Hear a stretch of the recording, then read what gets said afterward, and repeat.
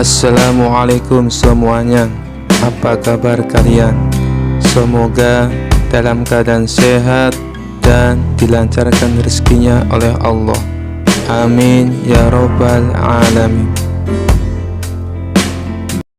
Dikisahkan suatu malam Abu Nawas sedang berjalan-jalan di pinggir kota ketika ia menemukan sebuah benda aneh tergeletak di jalan. Benda itu berbentuk kotak, bercahaya dan memiliki layar yang bisa disentuh. Apa ini? Batu ajaib, gumam Abu Nawas sambil memungutnya.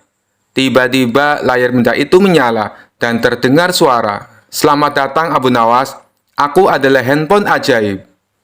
Abu Nawas terkejut. Astagfirullah, kau bisa bicara? Tentu saja, aku bisa melakukan banyak hal. Aku bisa menjawab pertanyaan, memanggil orang, bahkan memesan makanan. Abu Nawas berpikir sejenak. Ia ingin menguji kehebatan benda ini. Baiklah kalau begitu, pesanlah makanan untukku. Tiba-tiba terdengar suara ting, dan di depan Abu Nawas muncul sepiring besar kebab panas. Luar biasa, serunya sambil mulai makan dengan lahap. Setelah selesai, ia mencoba hal lain. Kalau begitu, bisa panggil Raja Harun al-Rasyid? Handphone ajaib berbunyi, sedang menghubungkan. Tak lama kemudian terdengar suara dari dalam benda itu. Halo, ini siapa yang menelpon malam-malam begini? Abu Nawas langsung panik. Astagfirullah, itu benar-benar suara raja. Handphone ini bukan main-main. Ia buru-buru menjawab, ampun Baginda, ini hanya uji coba alat ajaib. Raja Harun al-Rasyid tertawa. Abu Nawas, kau selalu punya kejutan, tapi jangan ganggu tidurku lagi ya. Setelah menutup panggilan, Abu Nawas semakin penasaran. Coba sekarang, berikan aku 1000 keping emas. Handphone ajaib berbunyi, permintaan diproses. Namun tiba-tiba terdengar suara lain. Maaf, saldo Anda tidak mencukupi. Abu Nawas melongo. Hah? Bahkan benda ajaib ini pun tahu aku miskin. Kisah selanjutnya. Pada suatu hari, Raja Harun al-Rasyid sedang duduk santai di taman istana, ditemani oleh penasehatnya dan tentu saja Abu Nawas. Tiba-tiba, Raja memandang Abu Nawas dengan tatapan tajam, seperti sedang menyusun rencana. Abu Nawas, kata Raja sambil tersenyum licik, aku punya pertanyaan sulit untukmu. Abu Nawas yang sedang menikmati buah anggur langsung menegakkan tubuhnya. Apa itu Baginda? Silakan tanya apa saja. Raja mengusap jenggotnya kemudian bertanya, apa pendapatmu tentang hukum menikah siri? Abu Nawas menatap Raja dengan tatapan serius, lalu berkata, Baginda, menikah siri itu seperti membeli kambing tanpa timbangan. Semua orang di sana bingung. Raja bertanya, apa maksudmu Abu Nawas? Jelaskan. Abu Nawas tersenyum dan mulai menjelaskan, Baginda, ketika seseorang membeli kambing tanpa timbangan, ada 3 kemungkinan. Pertama, kambingnya sehat dan gemuk, jadi pembelinya untung. Kedua, kambingnya kurus atau sakit, jadi pembelinya yang rugi. Ketiga, kambingnya ternyata bukan kambing, melainkan keledai yang menyamar. Tawa meledak di taman istana. Raja mencoba menahan tawanya. Jadi menurutmu menikah siri seperti berjudi? Begitu Baginda, karena dilakukan tanpa saksi dan tanpa kejelasan, resikonya besar, bisa untung, bisa rugi, atau malah malu besar. Raja yang belum puas bertanya lagi, tapi bukankah menikah siri itu tetap sah jika syarat dan rukunnya terpenuhi? Abu Nawas mengangguk, betul Baginda, namun ada satu syarat yang sering terlupakan. Apa itu? Syarat agar tidak merepotkan orang lain di kemudian hari Baginda. Jika ada masalah, siapa yang jadi saksi? Kalau istri minta nafkah, siapa yang akan menuntut keadilan? Jadi menikah siri itu sah di mata agama, tetapi bisa jadi masalah di mata masyarakat. Raja mengangguk, akhirnya mengerti. Kau benar Abu Nawas, kau selalu punya cara unik untuk menjelaskan sesuatu. Tiba-tiba salah satu penasihat istana yang penasaran bertanya, Abu Nawas, kau sendiri pernah menikah siri? Abu Nawas tersenyum lebar. Tidak pernah. Kalau menikah siri, bagaimana caraku mengundang Baginda dan seluruh istana untuk pesta pernikahan? Nanti Baginda kecewa karena tidak mendapat undangan. Raja dan semua orang tertawa terbahak-bahak mendengar jawaban Abu Nawas. Dan seperti biasa, Abu Nawas berhasil menjawab pertanyaan sulit dengan cerdas dan penuh humor. Kisah selanjutnya. Dikisahkan pada suatu hari, Raja Harun al-Rasyid merasa lelah dengan berbagai perkara di kerajaannya, mulai dari kasus yang kecil hingga kasus yang besar. Raja memutuskan menunjuk Abu Nawas menjadi hakim untuk mengadili berbagai kasus yang sulit. Ketika Abu Nawas baru duduk di kursi hakim, datanglah dua perkara yang berbeda. Yang pertama adalah seorang pemuda miskin yang tertangkap karena mencuri sandal di masjid. Yang kedua adalah seorang pejabat kerajaan yang tertangkap melakukan korupsi uang rakyat dalam jumlah yang besar. Raja dan seluruh rakyat berkumpul di ruang persidangan karena penasaran bagaimana Abu Nawas akan mengadili kedua kasus tersebut. Sidang pertama, maling sandal. Abu Nawas menatap pemuda miskin itu dan bertanya, "Mengapa kau mencuri sandal di masjid?" Pemuda itu menunduk malu dan menjawab, "Maaf Tuan Hakim, saya mencuri sandal karena saya tidak punya sandal untuk pulang, dan saya takut berjalan di jalanan berbatu tanpa alas kaki." Abu Nawas mengangguk lalu berkata, "Baiklah, karena kau hanya mencuri sepasang sandal dan mengakuinya dengan jujur, hukumannya adalah kau harus menyapu halaman masjid selama seminggu penuh." Pemuda itu lega dan berjanji tidak akan mengulangi perbuatannya. Sidang perkara koruptor. Setelah itu, giliran pejabat korup yang maju ke depan. Ia terlihat tenang dan penuh percaya diri. Abu Nawas menatapnya tajam dan bertanya, "Mengapa kau mencuri uang rakyat?" Pejabat itu tersenyum tipis dan berkata, "Saya tidak mencuri Tuan Hakim. Saya hanya memanfaatkan peluang dan kebetulan uangnya sangat banyak. Jadi saya ambil sedikit untuk diri sendiri." Abu Nawas menghela napas panjang lalu berkata, "Baiklah, karena kau mengambil uang rakyat dengan alasan memanfaatkan peluang, aku akan memberikan hukuman yang sesuai. Kau akan dilempar ke kandang singa yang sedang lapar. Tapi jangan khawatir. Aku hanya akan melepaskan satu singa, karena kebetulan aku juga ingin memanfaatkan peluang." Mendengar itu, pejabat korup langsung gemetar ketakutan. "Ampun Tuan Hakim, jangan lempar saya ke kandang singa, saya mengaku salah." Raja dan seluruh hadirin tertawa terbahak-bahak melihat kecerdikan Abu Nawas dalam memberikan hukuman yang tepat. Akhirnya, pejabat itu dihukum bekerja di ladang kerajaan, tanpa gaji sampai ia mengembalikan semua uang yang telah ia curi. Abu Nawas berhasil menyelesaikan kedua perkara dengan adil dan bijak. Raja Harun al-Rasyid pun berkata, "Abu Nawas, kau memang hakim yang luar biasa. Hukum sandal dan koruptor tidak boleh sama, karena mencuri sandal hanya menyakiti satu orang, sedangkan mencuri uang rakyat menyengsarakan banyak orang." Abu Nawas tersenyum dan menjawab, "Benar Baginda. Adil itu bukan berarti semua mendapat hukuman yang sama, tapi yang bersalah mendapat hukuman yang sesuai." Kisah selanjutnya. Dikisahkan pada suatu hari, seorang ulama terkenal yang sangat terpandang datang ke kota tempat Abu Nawas tinggal. Ulama tersebut dikenal suka berdebat dan selalu ingin menunjukkan bahwa dirinya paling benar. Mendengar tentang Abu Nawas yang cerdik, ulama itu merasa tertantang dan berniat menguji kepintaran Abu Nawas. "Abu Nawas, aku mendengar kau orang yang terkenal cerdik dan selalu punya jawaban untuk segala hal. Mari kita berdebat tentang satu hal penting. Apa itu kebenaran?" Tantang sang ulama di hadapan banyak orang. Abu Nawas tersenyum santai. "Baiklah, wahai ulama besar, mari kita debatkan kebenaran. Kau duluan, silahkan jelaskan apa itu kebenaran." Ulama itu pun berkata dengan penuh percaya diri, "Kebenaran adalah apa yang dikatakan dalam kitab. Semua yang bertentangan dengan kitab adalah kebohongan." Abu Nawas mengangguk-angguk seolah setuju, lalu bertanya, "Bagus sekali. Tapi aku ingin bertanya, jika ada dua orang yang sama-sama mengaku benar, bagaimana kita bisa tahu siapa yang benar di antara mereka?" Ulama itu terdiam sejenak, lalu menjawab, Tentu saja, yang benar adalah orang yang ilmunya lebih tinggi. Kalau begitu, lanjut Abu Nawas, kalau ada dua orang berilmu yang saling bertentangan pendapat, siapa yang paling benar?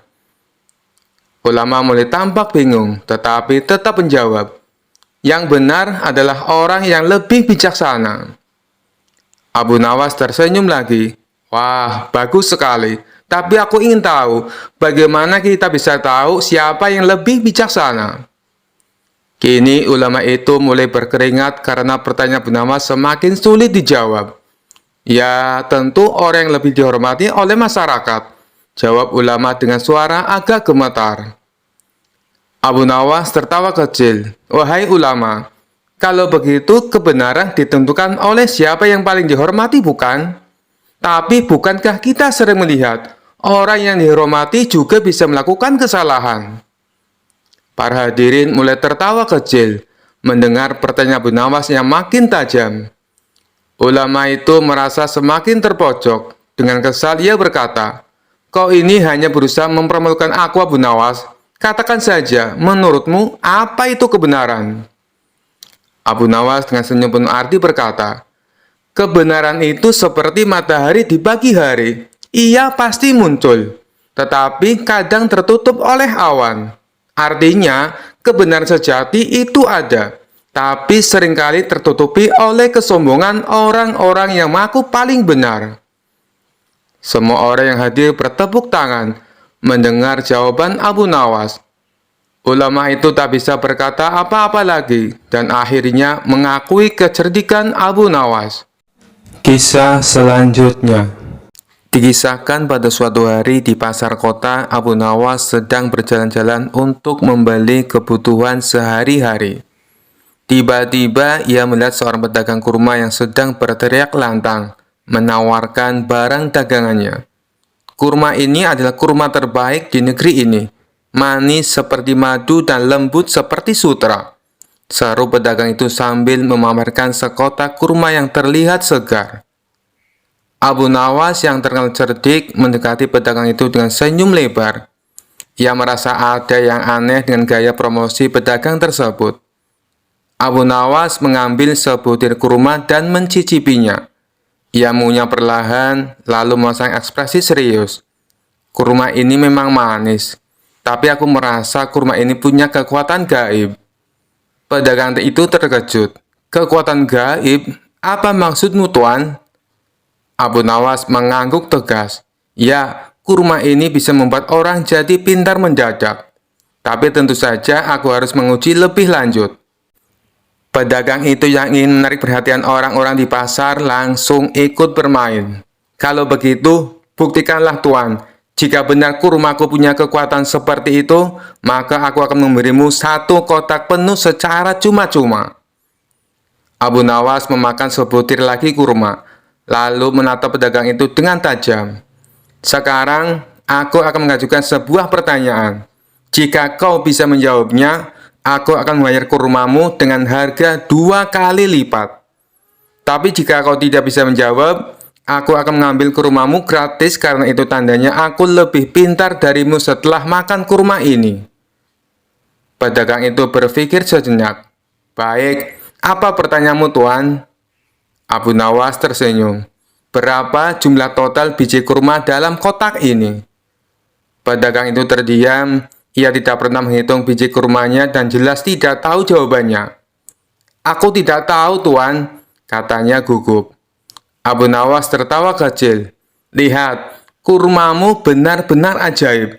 Aku baru makan 2 butir saja dan aku sudah bisa mengalahkanmu dalam kecerdasan. Merasa malu karena kalah di depan orang-orang, pedagang itu akhirnya menyerahkan sekotak kurma kepada Abu Nawas. Tapi Abu Nawas belum selesai. Sambil berjalan pergi, ia berkata lantang, "Tapi ingat, kurma ini hanya membuat orang pintar selama 7 hari saja. Jadi kau harus segera makan kurma lagi jika ingin kembali cerdas." Orang-orang di pasar tertawa terbahak-bahak. Sementara pedagang itu hanya bisa menggaruk-garuk kepala. Sejak saat itu, pedagang tersebut menjadi lebih berhati-hati dalam berpromosi. Dan Abu Nawas kembali terkenal karena akal liciknya yang menghibur. Kisah selanjutnya. Suatu hari, raja memanggil Abu Nawas ke istana dengan sebuah perintah yang unik. Sang raja yang terkenal suka melihat hal-hal baru ingin menguji kemampuan seni Abu Nawas. Raja berkata, "Abu Nawas, aku ingin engkau melukis wajahku. Tapi ingat, lukisan ini harus benar-benar indah dan persis seperti wajahku yang gagah ini. Jika kau gagal, kau tahu hukuman apa yang menantimu." Abu Nawas menelan ludah. Ia bukan pelukis, dan dia sadar betul bahwa melukis wajah raja dengan sempurna adalah tugas yang mustahil. Namun dia tak mungkin menolak perintah sang raja. Lalu sambil tersenyum cerdik, Abu Nawas berkata, "Ampun Baginda, hamba akan melaksanakan tugas ini sebaik mungkin. Izinkan hamba mengambil waktu sehari penuh." Raja setuju dan Abu Nawas segera pulang ke rumah, memikirkan ide cerdik yang bisa menyelamatkannya. Keesokan harinya, Abu Nawas kembali ke istana dengan membawa kanvas besar yang tertutup kain. Wajahnya penuh percaya diri. Sementara raja dan para pejabat penasaran menantikan hasil karya Abu Nawas. "Baiklah Abu Nawas, tunjukkanlah lukisan wajahku," seru raja dengan penuh antusias. Dengan perlahan, Abu Nawas membuka kain penutup kanvasnya. Namun, alangkah terkejutnya, semua orang melihat bahwa di atas kanvas itu hanya ada sebuah cermin besar yang memantulkan wajah raja sendiri. Para pejabat terdiam, dan raja langsung berkata, "Abu Nawas, apa maksudnya ini? Ini hanya sebuah cermin, bukan lukisan." Abu Nawas menunduk sopan dan berkata, "Ampun Baginda, hamba pikir tidak ada cara yang lebih sempurna untuk menangkap ketampanan dan kegahan Baginda, selain dengan menunjukkan wajah Baginda yang sesungguhnya. Lukisan yang paling sempurna adalah cerminan diri Baginda sendiri." Raja terdiam sesaat, lalu tersenyum lebar sambil tertawa terbahak-bahak. "Abu Nawas, kau benar-benar cerdik. Kau tidak hanya menyelamatkan dirimu, tapi juga membuatku tertawa. Aku akui, tak ada lukisan yang bisa menandingi diriku sendiri." Para pejabat ikut tertawa dan raja dengan senang hati melepaskan Abu Nawas tanpa hukuman. Kisah selanjutnya. Suatu hari Abu Nawas sedang berjalan-jalan di taman. Ia melihat sepasang kekasih yang sedang asik berpacaran di bawah pohon rindang. Mereka tampak sangat mesra, saling membisikkan kata-kata manis sambil berpegangan tangan. Tapi karena Abu Nawas terkenal suka iseng, ia pun merencanakan sesuatu yang lucu untuk mengerjai pasangan tersebut. Abu Nawas mendekat sambil berpura-pura tidak melihat mereka. Kemudian ia duduk tidak jauh dari tempat mereka berdua. Dengan suara yang cukup keras, Abu Nawas mulai berbicara sendiri seperti orang bingung. "Ya ampun, aku lupa sesuatu yang penting sekali. Apa yang harus aku lakukan sekarang? Ini bisa sangat berbahaya kalau aku tidak cepat-cepat menyelesaikannya," kata Abu Nawas sambil menepuk-nepuk kepalanya dengan ekspresi cemas. Pasangan yang lagi pacaran itu mulai merasa terganggu. Tapi mereka tidak terlalu memperhatikan, mencoba melanjutkan percakapan romantis mereka. Namun, Abu Nawas tiba-tiba berdiri dan menghampiri mereka dengan wajah panik. "Maaf, kalian berdua pasti sibuk, tapi aku benar-benar butuh bantuan kalian. Aku baru saja diberitahu oleh seorang bijak bahwa ada 2 orang yang sangat berbahaya di sekitar sini, dan mereka bisa membuat siapa saja terkena kutukan asmara," kata Abu Nawas dengan nada serius. Pasangan itu terlihat kebingungan. "Kutukan asmara? Maksudmu apa?" tanya sang pria penasaran. Abu Nawas dengan penuh keyakinan menjawab, "Ya, kutukan asmara. Jika 2 orang yang terkena kutukan itu terlalu dekat, mereka akan terus saling mencintai. Tapi mereka akan terus bertengkar setiap hari. Mereka tak akan pernah bisa bahagia bersama. Dan satu-satunya cara untuk menghindari kutukan itu adalah dengan menjauhkan diri selama setidaknya 24 jam. Sang wanita mulai khawatir. Sementara sang pria terlihat ragu. "Kau serius?" tanyanya lagi. Abu Nawas mengangguk dengan sungguh-sungguh. "Oh, aku tidak pernah main-main soal hal ini. Aku sendiri hampir kena kutukan itu minggu lalu. Beruntung aku langsung menjauh sebelum terlambat." Pasangan itu mulai saling pandang dengan was-was. Mereka merasa canggung untuk tetap duduk bersama. Apalagi setelah mendengar peringatan Abu Nawas yang tampak begitu meyakinkan. Akhirnya sang pria berdiri dengan canggung dan berkata, "Mungkin kita bisa ketemu lagi besok saja ya, hanya untuk berjaga-jaga." Sang wanita itu pun setuju. "Iya, lebih baik kita aman daripada nanti menyesal." Abu Nawas yang melihat rencana istrinya berhasil, menahan tawa sambil melihat mereka pergi dengan langkah tergesa-gesa, saling berpisah untuk menghindari kutukan yang sebenarnya hanya akal-akalan saja. Setelah mereka menjauh, Abu Nawas tertawa terbahak-bahak. Kutukan asmara, mereka percaya saja. Kalau mereka tahu itu cuma bualanku, pasti mereka akan malu setengah mati. Dan begitu pasangan itu pergi, Abu Nawas kembali melanjutkan perjalanannya dengan senyum puas di wajahnya, menikmati hari sambil memikirkan keisingan lucu yang berikutnya. Kisah selanjutnya. Suatu hari Abu Nawas memutuskan untuk bersedekah. Ia membawa sekantong uang ke masjid dan mendonasikannya untuk membantu kaum miskin. Namun karena uang Abu Nawas sangat terbatas, ia terpaksa mencampurkan beberapa keping uang palsu di antara uang sedekahnya. Tak lama kemudian, salah satu penjaga masjid menemukan kepingan uang yang tampak mencurigakan. "Ini uang palsu," serunya dengan kaget. Kabar uang palsu di sedekah Abu Nawas pun sampai ke telinga Baginda Raja, yang langsung memanggil Abu Nawas untuk dimintai keterangan. Raja menatap Abu Nawas dengan tajam. "Abu Nawas, apakah benar kau bersedekah dengan uang palsu? Apa maksudmu?" Abu Nawas dengan tenang tersenyum dan berkata, "Ampun Baginda, bukankah sedekah itu untuk membantu orang lain? Yang penting niat saya ikhlas Baginda. Uangnya kan tak tahu dia asli atau palsu. Yang penting niat saya sudah baik." Raja tak terima dengan jawaban ini dan berkata, "Abu Nawas, ikhlas saja tidak cukup. Uang palsu itu tidak bisa digunakan." Namun Abu Nawas tetap tenang dan menjawab, "Baginda, saya hanya mengikuti nasihat lama. Jika memberi sedekah, jangan sampai tangan kiri tahu apa yang dilakukan oleh tangan kanan.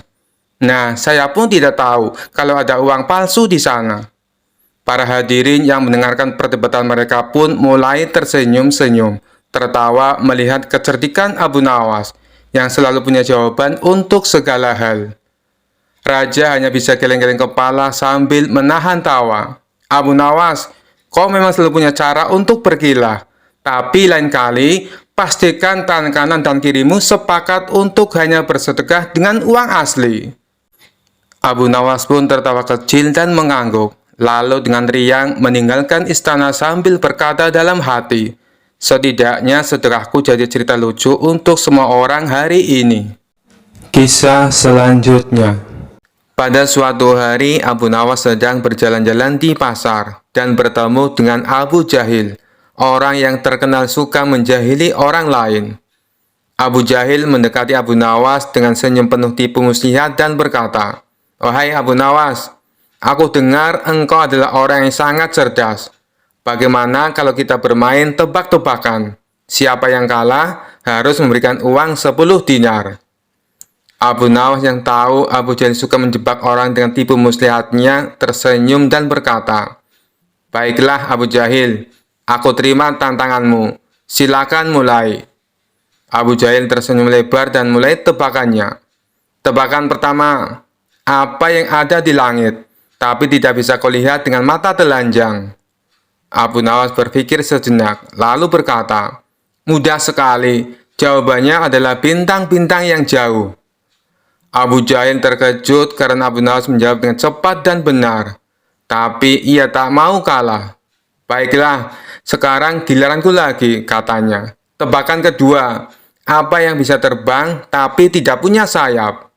Abu Nawas merenung dan berpikir keras. Setelah beberapa saat, ia tersenyum dan menjawab, "Asap. Asap bisa terbang ke langit, tapi tak punya sayap." Abu Jahil mulai kesal karena Abu Nawas terus menjawab dengan benar. Maka ia memutuskan untuk memberikan tebakan-tebakan yang lebih sulit. "Sekarang, tebakan ini. Apa yang bisa berjalan tanpa kaki, terbang tanpa sayap, dan menangis tanpa air mata?" Abu Nawas menggaruk-garuk kepalanya, pura-pura berpikir keras. Setelah beberapa saat, ia dengan sengaja berkata, "Aku menyerah. Apa jawabannya?" Abu Jahil tersenyum puas, kemudian berkata, "Jawabannya adalah awan. Awan berjalan di langit, terbang tanpa sayap, dan kadang-kadang meneteskan hujan seolah menangis tanpa air mata." Abu Nawas pura-pura terkejut dan berkata, "Hebat sekali. Baiklah Abu Jahil, sekarang giliranku. Kalau kau bisa menjawab, aku akan mengaku kalah." Abu Jahil yang merasa sangat percaya diri menjawab, "Silakan, aku siap." Abu Nawas tersenyum licik lalu bertanya, "Apa yang ada di saku bajuku sekarang ini?" Abu Jahil tertegun. Ia tahu ini pertanyaan jebakan, tapi ia tetap mencoba menebak. Mungkin uang 5 dinar." Abu Nawas menggeleng sambil tertawa. "Salah." Abu Jahil mencoba lagi. "Kalau begitu mungkin kunci rumahmu." Abu Nawas kembali menggeleng. "Salah lagi." Abu Jahil semakin kesal dan bertanya, "Baiklah, apa jawabannya?" Dengan senyum lebar, Abu Nawas mengeluarkan tangannya dari saku, memperlihatkan tangannya yang kosong, dan kemudian berkata, "Jawabannya adalah tidak ada apa-apa." Abu Jahil terkejut dan protes, "Itu tidak adil, itu bukan tebakan yang benar." Abu Nawas hanya tertawa terbahak-bahak. "Kau sendiri yang menerima tantangan. Tebakannya sederhana, dan kau salah menebak. Sekarang bayarlah 10 dinarmu." Semua orang yang mendengar kisah itu tertawa keras, sementara Abu Jahil hanya bisa menggerutu sambil menyerahkan 10 dinar kepada Abu Nawas. Sekali lagi, Abu Nawas berhasil mengalahkan lawannya dengan kecerdikannya yang tak terkalahkan. Kisah selanjutnya. Dikisahkan Abu Nawas pergi ke negeri seberang yang terdapat sebuah kerajaan aman, adil, makmur, dan sentosa, karena dipimpin oleh raja yang bijaksana. Sang raja sudah memimpin sejak usia muda hingga sekarang. Di masa tua belum pernah digantikan oleh siapapun. Dan rakyatnya tidak pernah keberatan karena raja memerintah dengan adil. Suatu hari raja merasa jenuh. Dia ingin istirahat menjadi raja selama setahun. Namun uniknya tidak menyerahkan posisi raja kepada anak keturunannya, tetapi malah mengadakan sayembara untuk mencari sosok yang pantas menjadi raja. Disebarlah pengumuman ke seluruh negeri. Siapapun boleh menjadi raja, mulai rakyat jelata sampai kaum bangsawan. Tetapi ada 2 syarat yang harus dijalani. Syarat pertama, dia akan dijadikan raja selama setahun. Syarat kedua, setelah menjadi raja selama setahun, maka harus diasingkan di sebuah hutan belantara yang dihuni ribuan hewan buas. Syarat pertama tentu saja bukan masalah besar, justru merupakan suatu keberuntungan. Namun syarat kedua membuat orang-orang yang berhasrat menjadi raja akan berpikir 2 kali. Karena semua orang tahu seperti apa hutan belantara yang penuh dengan binatang buas. Karena itulah sayembara tersebut belum ada yang berani mengajukan diri menjadi seorang raja. Akhirnya datang seorang pemuda yang menyatakan kesanggupannya menjadi raja dan menerima 2 syarat tersebut. Pemuda ini sebenarnya adalah pemuda biasa yang ingin merasakan bagaimana nikmatnya menjadi raja, karena selama ini ia hidup pas-pasan. Diangkatlah dia menjadi raja, dan mulai saat itu mendapat pelayanan layaknya seorang raja. harta berlimpah, wanita cantik, makan dan minuman enak, serta fasilitas istimewa lainnya. Tapi sayang, ternyata ketakutannya akan kematian membuatnya tidak bisa menikmati semua itu. 3 bulan pertama, dia mulai gelisah, karena umurnya tinggal 9 bulan lagi. 3 bulan kedua, ia makin tidak tenang makan, tidur pun tidak nyenyak. 3 bulan ketiga, dia mulai menyesali keputusannya menjadi raja. 3 bulan terakhir, si pemuda makin stres berat, karena hidupnya tinggal beberapa bulan lagi, dan kesenangan yang dicari selama ini tidak bisa dirasakan. Ketika masa jabatan sebagai raja sudah berakhir, lalu dibawalah dia ke hutan belantara. Tidak butuh waktu lama, terdengar kabar ke seluruh negeri jika pemuda itu tewas dimakan binatang buas. Adanya peristiwa tersebut membuat orang-orang kian enggan melamar menjadi raja. Tapi ternyata masih saja ada pemuda lain yang ingin melamar menjadi raja. Diangkatlah pemuda kedua ini menjadi seorang raja. 3 bulan pertama menjadi raja, ia puas-puaskan berpesta, karena sadar hidupnya tidak akan lama lagi. 3 bulan kedua dan berikutnya, hari-harinya ia habiskan dengan foya-foya dan pesta pora. Bulan berganti bulan, pestanya makin gila-gilaan. Ia sudah tidak peduli lagi pada apapun. Dia hanya ingin bersenang-senang sebelum mati setelah jabatannya sebagai raja berakhir. Lalu dibuanglah dia ke hutan belantara. Tidak berapa lama terdengar kabar bahwa si pemuda kedua tewas diterkam singa. Tubuhnya dicabik-cabik dan jadi rebutan para singa. Peristiwa ini membuat banyak orang melupakan mimpi menjadi seorang raja. Mereka masih penasaran, apakah masih ada orang yang cukup bodoh untuk melamar menjadi raja. Suatu hari, Abu Nawas mampir ke negeri tersebut dengan tujuan menemui sahabat lamanya, yang kebetulan merupakan penduduk di sana. Sesampainya di negeri itu, dengan penuh kehangatan Abu Nawas disambut temannya. Mereka berdua saling melepas kangen satu sama lainnya. Di sela-sela obrolannya, Abu Nawas merasa iba dengan kondisi sahabatnya itu. Ia kini hidup miskin, tinggal di gubuk kecil reot, hanya seorang diri. "Mana istrimu?" tanya Abu Nawas. "Semenjak aku jatuh miskin, ia pergi meninggalkanku," jawab sahabat. "Ya sudah, yang sabar ya. Yang penting kamu jangan tinggalkan sholat. Jangan lupa berdoa kepada Allah, agar Allah membukakan pintu rezeki untukmu," tutur Abu Nawas. "Alhamdulillah, aku tidak pernah tinggalkan sholat. Bahkan aku sekarang rajin berpuasa sunnah," balas sahabatnya. "Oh iya, ngomong-ngomong, mana nih makanannya? Dari tadi kenapa belum keluar?" celetuk Abu Nawas. "Maaf Abu Nawas, aku sudah tidak punya apa-apa. Aku sendiri kadang sehari makan, kadang tidak," ujar sahabatnya. Mendengar hal itu membuat hati Abu Nawas makin terenyuh. "Kenapa tidak mencari kerja? Upahnya kan bisa untuk beli makanan," tanya Abu Nawas. "Setiap hari aku keluar untuk cari pekerjaan, tapi belum juga dapat. Mungkin belum rezekiku," jawab sang sahabat. "Kalau mau nekat sih sebenarnya aku bisa. Bahkan aku bisa menjadi raja dan kaya raya. Tapi itu hanya sementara. Setelah itu aku mati diterkam binatang buas di hutan belantara," kata sahabatnya melanjutkan. "Maksudmu bagaimana?" tanya Abu Nawas heran. Kemudian sahabatnya itu memberitahu tentang sayembara yang diadakan rajanya. Mendengar sayembara tersebut, Abu Nawas terdiam sejenak. Tiba-tiba terlintas di benak Abu Nawas sebuah ide yang cemerlang. "Kamu ingin hidup kaya? Aku akan membantumu. Sekarang juga antaran aku ke hadapan rajamu. Aku mau mendaftar menjadi raja," ucap Abu Nawas. "Kamu gila ya? Jangan Abu Nawas, itu sama saja bunuh diri," cegah sahabatnya.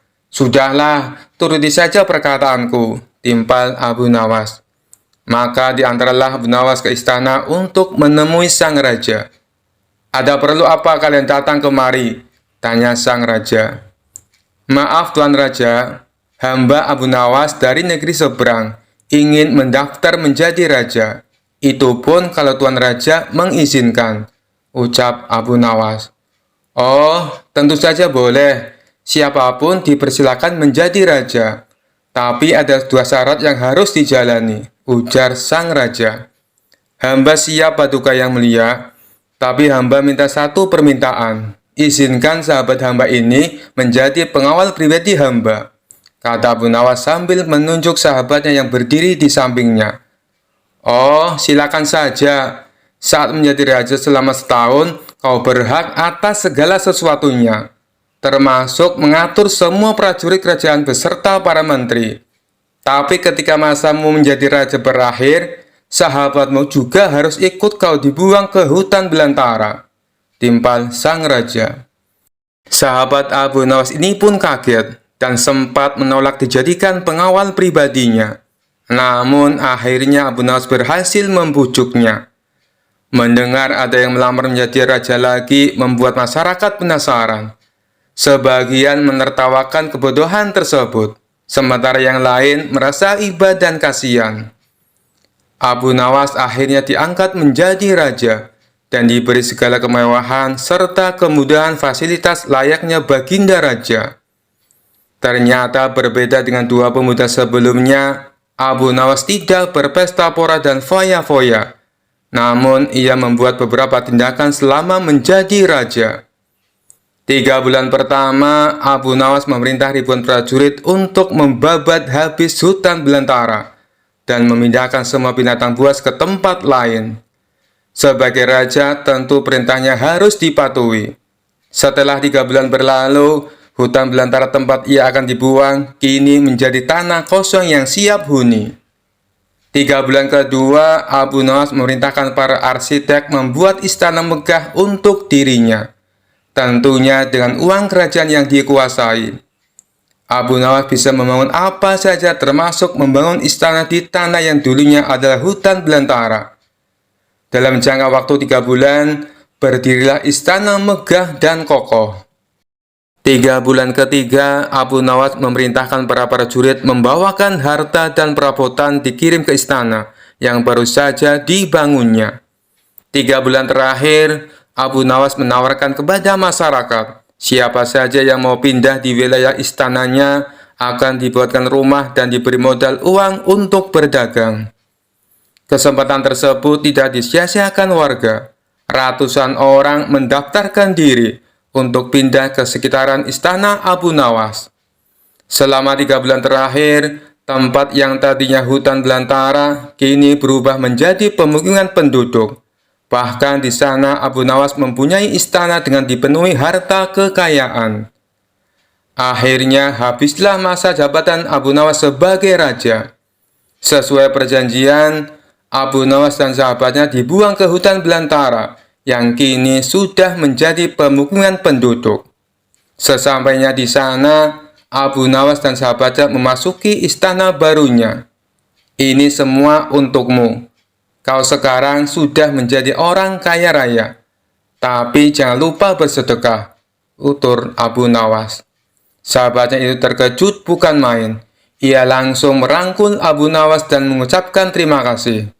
Akhirnya Abu Nawas pun pamit pulang kembali ke negerinya. Kisah selanjutnya. Cerita Abu Nawas ini bermula dari adanya ketua perampok yang terkenal sadis dan kejam. Ia mempunyai puluhan anak buah yang juga tidak kalah sadisnya. Mereka kerap melakukan aksi di tengah gurun pasir yang gersang jauh dari pemukiman penduduk. Bagi siapa saja yang melewati daerah kekuasaannya, maka akan bernasib sial, terutama rombongan kabilah yang membawa barang dagangan. Apabila ada yang berani menolak atau melawan saat dirampok, gerombolan perampok tersebut tidak segan-segan membunuhnya. Suatu ketika, Tuan Hamid berencana pergi ke negeri seberang untuk membawakan pesanan, yakni sebuah perhiasan emas. Namun ia ragu melakukannya sebab harus melewati gurun pasir yang merupakan kawasan komplotan perampok sadis tersebut. Tuan Hamid pun bingung dengan situasi yang dialami, sementara ia harus mengirim emas pesanan secepatnya. Setelah merenung agak lama, terlintas di benaknya sosok Abu Nawas. Semoga saja dia bisa membantuku, pikir Tuan Hamid. Dia lantas pergi menemui Abu Nawas. Sesampainya di rumah Abu Nawas, Tuan Hamid lalu mengungkapkan permasalahannya. "Wahai Abu Nawas, aku bingung dengan situasi yang sedang aku alami. Barangkali kamu bisa membantuku," ujar Tuan Hamid. "Masalah apa yang membuatmu bingung?" tanya Abu Nawas. "Begini Abu Nawas, besok aku harus mengirim perhiasan emas ke negeri seberang.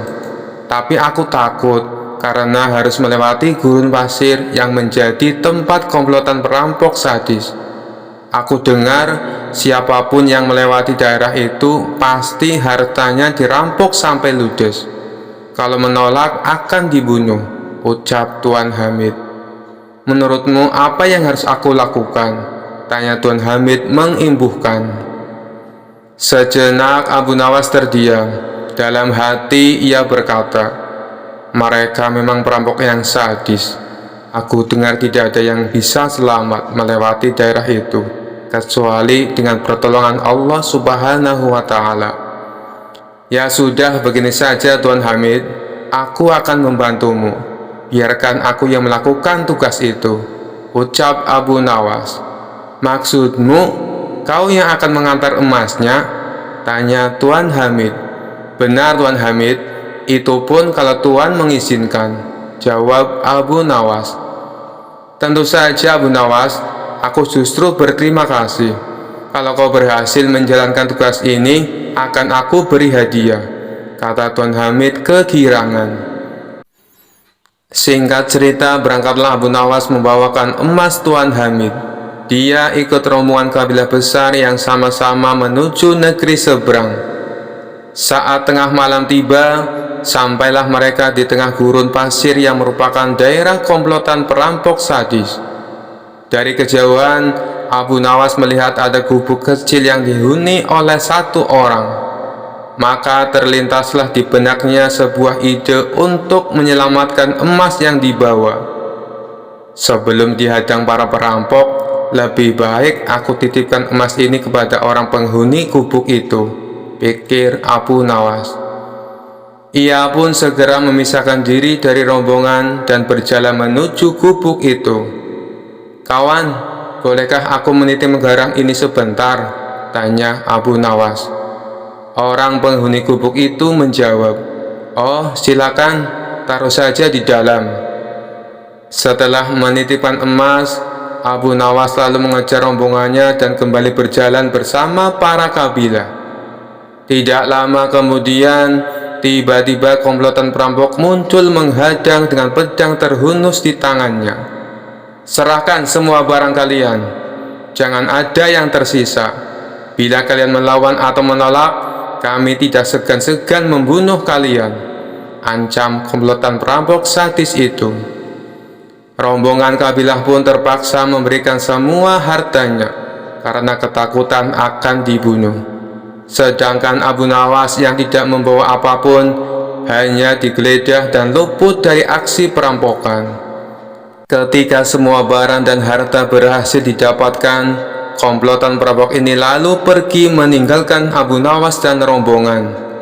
"Alhamdulillah, emas yang kubawa bisa selamat," ucap Abu Nawas dalam hati. Kemudian Abu Nawas berniat kembali mendatangi gubuk tempat menitipkan emasnya. Setibanya di sana, terlihat komplotan perampok yang tadi beraksi juga berada di dalamnya. "Celaka, ternyata aku salah. Orang yang aku titipi emas justru ketua perampoknya," kata Abu Nawas kecewa. Sesaat Abu Nawas ragu dengan tawaran ketua perampok tersebut. "Kalaupun aku lari, pasti akan mudah ditangkap oleh mereka dan bisa-bisa dibunuh. Lebih baik aku datangi saja," hanya kepada Allah aku meminta perlindungan, ucap Abu Nawas dalam hati. Lalu Abu Nawas memberanikan diri menghampiri mereka. "Tuan mau ngambil barang titipan Tuan?" tanya ketua perampok. "Benar, aku kesini berniat untuk mengambilnya," jawab Abu Nawas. "Ambillah dan segera tinggalkan tempat ini," ucap ketua perampok. Abu Nawas sempat terkejut dan heran dengan ucapannya. Tidak ingin menyia-nyiakan waktu, Abu Nawas segera mengambil emas titipannya dan pergi meninggalkan tempat itu.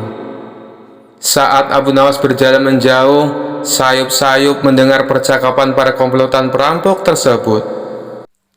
"Kenapa Tuan membiarkan orang asing itu mengambil hartanya?" tanya salah satu anak buah. Sang ketua perampok menjawab, "Orang asing itu telah mempercayaiku, seperti aku mempercayai Allah akan menerima tobatku. Aku hargai kepercayaan orang asing itu agar Allah menghargai kepercayaanku pula." Mendengar hal itu, barulah Abu Nawas tahu bahwa sebenarnya si ketua perampok adalah orang yang ingin bertobat. Kisah selanjutnya. Suatu hari Baginda Raja dilanda masalah yang membuatnya tidak bisa tidur. Sedangkan masalah yang dihadapinya hanya Baginda Raja sendiri yang tahu. Meskipun Baginda Raja banyak masalah, namun ia sengaja merahasiakannya dari orang-orang sekitar, baik kepada penasihat istana maupun Abu Nawas selaku sahabatnya tempat berkeluh kesah. Padahal sejatinya Baginda Raja ingin rasanya melupakan masalah yang menimpanya. Kalaupun bisa lari menghindar, tentulah ia akan melakukannya. Tapi kenyataannya, permasalahan yang dihadapi terasa seperti mengikutinya kemanapun Baginda Raja pergi. Sejak saat itu, Baginda Raja sering terlihat melamun seorang diri. Kemudian penasihat istana mendekati Baginda Raja. "Maaf Paduka yang mulia, hamba perhatikan belakangan ini Paduka terlihat murung. Hamba khawatir Paduka nanti jatuh sakit. Adakah sesuatu yang Paduka pikirkan?" tanya penasehat istana. "Tidak ada apa-apa, aku baik-baik saja. Kau urusi saja pekerjaanmu," jawab Baginda Raja dengan memalingkan wajahnya.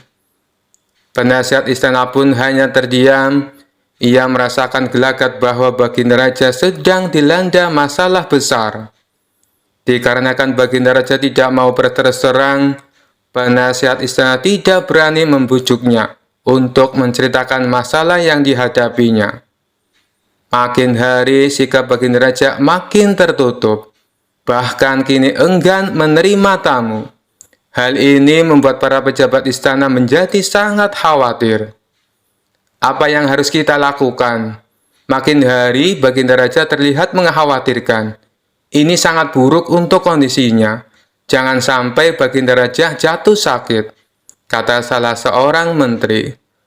Aku juga cemas melihat sikap Baginda Raja belakangan ini. Aku sudah mencoba membujuknya supaya mau menceritakan masalah yang dialami. Tapi ia malah memalingkan wajah. Baginda Raja memilih menutup diri, beber penasehat istana. Saya punya saran. Bagaimana kalau masalah ini kita sampaikan kepada Abu Nawas? Biasanya dia tahu solusinya, ujar salah satu dari menteri. Ya, saya setuju dengan saran tersebut, balas lainnya. Maka beberapa menteri istana segera mendatangi rumah Abu Nawas. Melihat yang datang adalah para menteri, Abu Nawas sempat terkejut. Biasanya yang diutus Baginda Raja adalah prajurit istana. Kenapa kalian yang datang? Tanya Abu Nawas. Kami ke sini bukan diutus Baginda Raja, tapi atas kemauan sendiri, jawab para menteri. Kemudian para menteri ini memberitahu Abu Nawas tentang keadaan yang menimpa Baginda Raja. Kami semua sudah berusaha memberi perhatian, tapi Baginda Raja selalu menutup diri, kata salah satu menteri. Baiklah, aku akan mencoba menghiburnya. Mari kita ke istana sekarang, ajak Abu Nawas. Singkat cerita, Abu Nawas menghadap Baginda Raja. Ia lalu bercerita kisah-kisah jenaka di hadapan Baginda Raja, berharap bisa terhibur dan tertawa. Tapi ternyata tidak ada reaksi apapun. Baginda Raja hanya terdiam, malah meninggalkan Abu Nawas lalu masuk ke kamarnya. Selepas Baginda Raja pergi, para menteri segera menghampiri Abu Nawas. "Bagaimana ini Abu Nawas? Kamu lihat sendiri kan?" ucap mereka. "Sepertinya Baginda Raja sedang mengalami masalah berat. Biarkan aku pulang dulu. Aku akan memikirkan cara untuk mengatasi masalah ini," ucap Abu Nawas. Setibanya di rumah, Abu Nawas terus memikirkan cara terbaik memecahkan masalah ini. Setelah berpikir cukup lama, akhirnya Abu Nawas menemukan ide yang cemerlang. Esok harinya, Abu Nawas pergi ke pasar. Di hadapan orang-orang, Abu Nawas berteriak, "Apakah di antara kalian ada yang bisa memasukkan unta ke lubang jarum?" Mendengar pertanyaan Abu Nawas, semua orang yang ada di sana heran. Salah satu dari mereka lalu menjawab, "Mana mungkin bisa, itu perkara yang mustahil." Dengan lantang Abu Nawas membalas, "Tidak ada perkara yang mustahil. Jangankan aku, anak kecil pun bisa." "Kalau kau mau bisa, coba tunjukkan kepada kami," pinta mereka. "Maaf kawan-kawan, sayangnya aku hanya bisa membuktikannya bila di hadapan Baginda Raja," jawab Abu Nawas. Begitulah seterusnya, setiap ada keramaian orang ataupun perkumpulan, Abu Nawas selalu mengatakan hal yang sama. Akhirnya kabar tentang Abu Nawas bisa memasukkan unta ke lubang jarum, sampai juga hingga ke telinga Baginda Raja. Awalnya Baginda Raja tidak terlalu memperdulikannya. Tapi lama-kelamaan timbul juga rasa penasaran pada dirinya. Maka diperintahkanlah beberapa pengawal istana memanggil Abu Nawas. "Tuan Abu Nawas, Anda diperintah Paduka untuk datang ke istana," ucap seorang prajurit. "Benarkah?" tanya Abu Nawas memastikan. "Benar Tuan Abu Nawas," jawab dia. "Rencanaku akhirnya berhasil," pikir Abu Nawas. "Oh iya, bagaimana kondisi Baginda Raja sekarang?" tanya Abu Nawas lagi. "Baginda masih sering mengurung diri dan sering tampak termenung," jawab salah satu prajurit. "Baiklah, aku akan ke sana sekarang," balas Abu Nawas. Tidak lama kemudian, Abu Nawas sampai di istana menghadap Baginda Raja. "Wahai Abu Nawas, aku dengar kau bisa memasukkan seekor unta ke lubang jarum. Kau bersedia membuktikannya bila di hadapanku. Benarkah itu?" tanya Baginda Raja. "Benar Paduka yang mulia," jawab Abu Nawas. "Bagaimana mungkin? Aku rasa itu perkara yang mustahil," balas Baginda Raja. "Di dunia ini tidak ada yang mustahil Paduka," ujar Abu Nawas. "Baiklah, sekarang coba kau buktikan," perintah Baginda Raja. "Caranya mudah Paduka. Kita tinggal membuat jarum yang lubangnya lebih besar daripada seekor unta. Dengan begitu, kita bisa memasukkannya dengan mudah. Bahkan anak kecil pun bisa," jawab Abu Nawas menjelaskan. "Kalau caranya seperti itu, semua orang pun bisa melakukannya. Berarti kau telah menipu semua orang, termasuk aku," ucap Baginda Raja. "Hamba tidak pernah menipu siapapun, dan hamba juga tidak pernah menipu Paduka. Hamba tidak pernah mengatakan bahwa jarum hamba yang maksud adalah jarum kecil," balas Abu Nawas. "Iya, itu benar. Tapi apa maksud dari pernyataanmu ini?" tanya Baginda Raja. "Hamba hanya ingin mengatakan bahwa ada hikmah dari pernyataan ini," jawab Abu Nawas. "Hikmah? Hikmah dari mana?" tanya Baginda Raja heran. "Bukankah tadinya Baginda Raja tidak percaya kalau hamba bisa memasukkan unta ke lubang jarum? Tapi setelah hamba jelaskan, Baginda Raja baru mempercayainya. Begitu juga dengan permasalahan yang sedang kita hadapi. Sebesar apapun masalah, sebesar apapun bebannya, tapi kalau hati kita lebih besar, hati kita lebih luas saat menghadapinya, maka semua masalah akan terasa lebih ringan. Itulah gambaran seekor unta bila dimasukkan ke lubang jarum. Sepintas saat kita menghadapinya, pasti itu mustahil dilakukan. Tapi bila hati kita luas dan besar, maka pikiran kita juga akan mengikuti. Dan pada akhirnya, masalah yang kita anggap mustahil bisa diatasi menjadi mudah dan ringan untuk dijalani. Bagaimana kita akan bisa tenang bila kita menghadapi masalah dengan hati yang sempit? Tutur Abu Nawas. Seketika Baginda Raja terdiam. Ia terus merenungi ucapan Abu Nawas. Suasana pun mendadak menjadi hening. Tidak berapa lama Baginda Raja pun berkata, "Terima kasih Abu Nawas, kau telah menyadarkanku.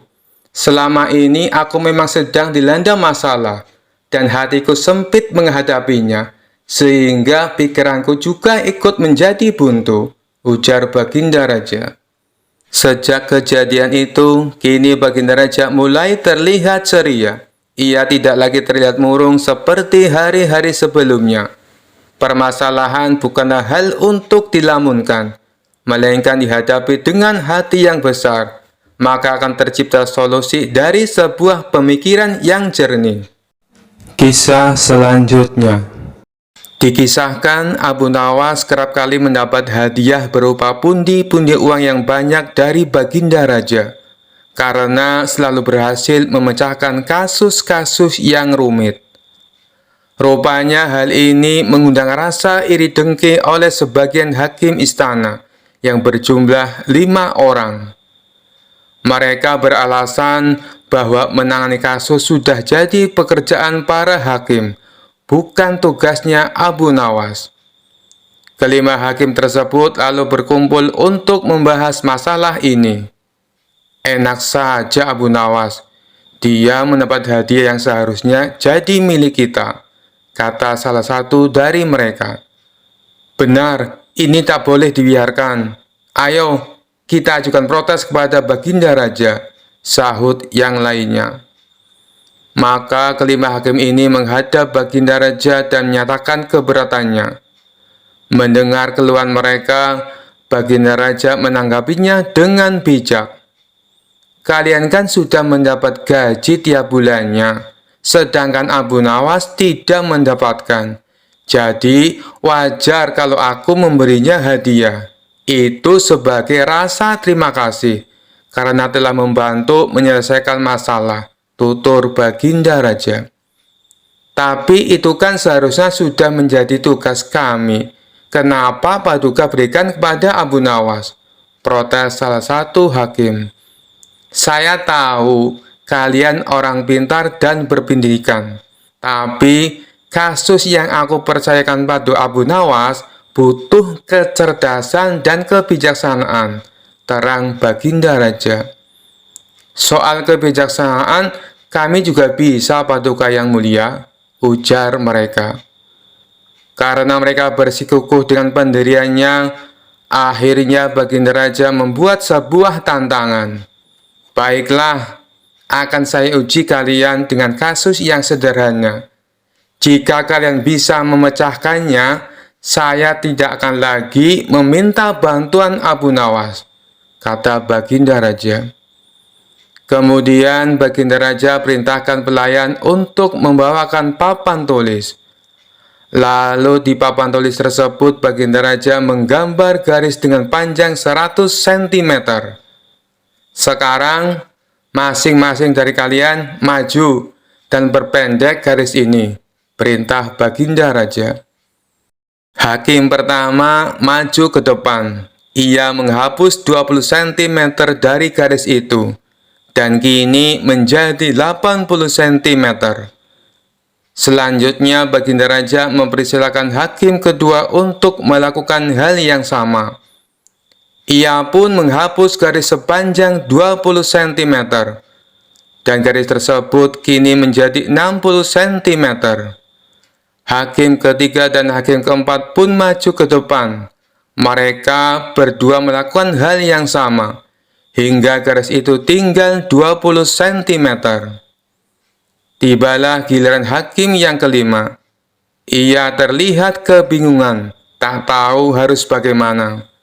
Kemudian baginda raja bertanya, "Apakah engkau akan melakukan hal yang sama seperti kawanmu? Kalau demikian, garisnya akan hilang. Padahal yang aku minta perpendek garisnya, bukan menghilangkan garisnya. Tapi kalau hanya menghapus 10 cm, berarti kau telah berbuat tidak adil. Karena keempat kawanmu menghapus 20 cm. Lalu, bagaimana caramu memecahkan masalah ini? Kalau engkau kebingungan, silakan kamu tanya pada keempat kawanmu," ujar baginda raja. Kelima hakim tersebut mulai berpikir keras untuk mencari solusinya. Setelah sekian lama berpikir, mereka tak kunjung mendapatkan jawaban. "Ampun Paduka yang mulia, kami tidak tahu cara memecahkan masalah ini," kata mereka. "Baiklah, kalau kalian sudah menyerah, maka aku akan panggil Abu Nawas kemari." Singkat cerita, datanglah Abu Nawas.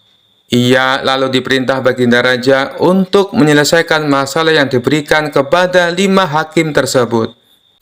Tanpa pikir panjang, Abu Nawas langsung melaksanakan perintah baginda raja. Ia tidak menghapus garis yang tersisa 20 cm. Akan tetapi, ia menggambar garis yang baru, yang panjangnya 120 cm. Garis tersebut lebih panjang daripada garis yang pertama yang dibuat oleh baginda raja. Setelah Abu Nawas selesai dengan tugasnya, baginda raja lalu berkata kepada mereka, "Kalian lihat sendiri kan, bagaimana cara Abu Nawas menyelesaikan masalah untuk membuat garis menjadi pendek. Kalian tak perlu menghapusnya, cukup membuat garis baru yang lebih panjang. Maka garis pertama akan menjadi lebih pendek dengan sendirinya." Mendengar hal itu, kelima hakim tersebut menyadari akan kekeliruannya dan mengakui kecerdasan Abu Nawas akan sifat bijaknya dalam menyelesaikan sebuah masalah. Sekian dulu perjumpaan kita kali ini. Sampai bertemu lagi di kisah-kisah selanjutnya. Terima kasih yang sudah subscribe dan setia menonton channel ini. Wassalamualaikum warahmatullahi wabarakatuh.